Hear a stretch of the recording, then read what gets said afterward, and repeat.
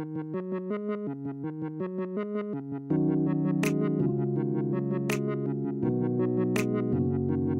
this design, I rolled out my fondant, and here I'm just making my cutting off the extreme ends that are not straight. You want a straight cut for this particular design, so you can go for either a square shape or a rectangle shape depending on your cake that you're covering. So I've already prepared my cake. I covered my cake with white fondant. I was going for a contrasting look, so this is just going to give me that nice contrast. So here I'm using this heart shape cutter. You can use any cutter of your choice. You can use florals. You can even do like a freehand cutout for like an abstract look. It really depends on what you're going for. Just have fun with it and be creative about it.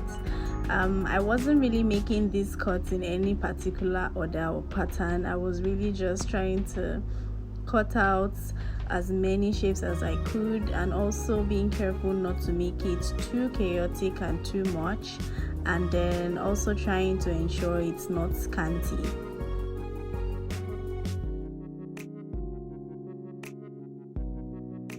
So once I was done cutting, I took out all of the heart shapes and kept them aside because I'll be using them later on. So here I was struggling to remove my fondant because I actually left it out for a bit after making my cutouts.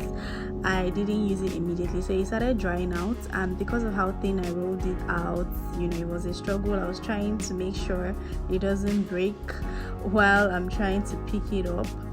So please don't do this when you're working on a design like this or any fondant design. Make sure you use your fondant immediately after rolling it out. So here I'm just attaching this beautiful piece on my cake. I already brushed my cake with little water to help adhere my fondant.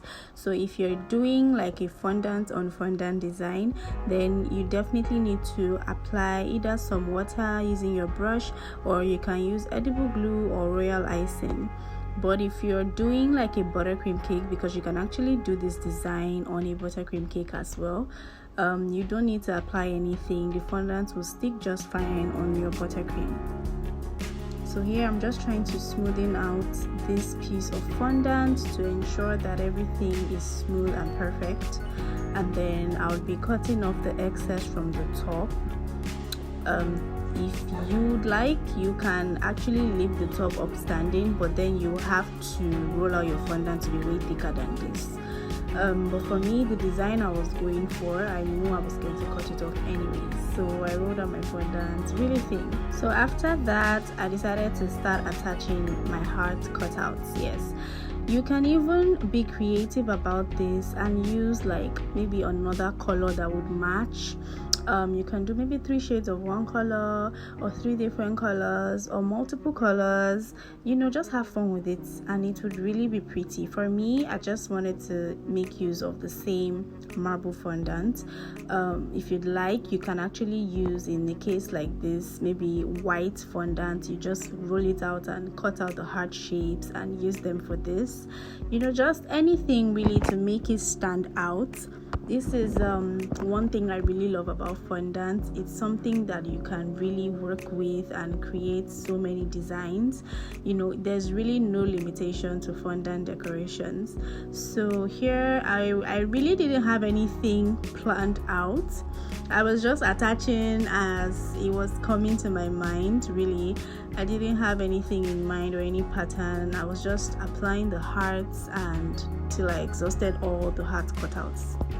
Once I was done, I made a topper for the top, which was actually a freehand cutout, and this is the finished look. Thank you so much for watching my video. I hope you enjoyed this tutorial.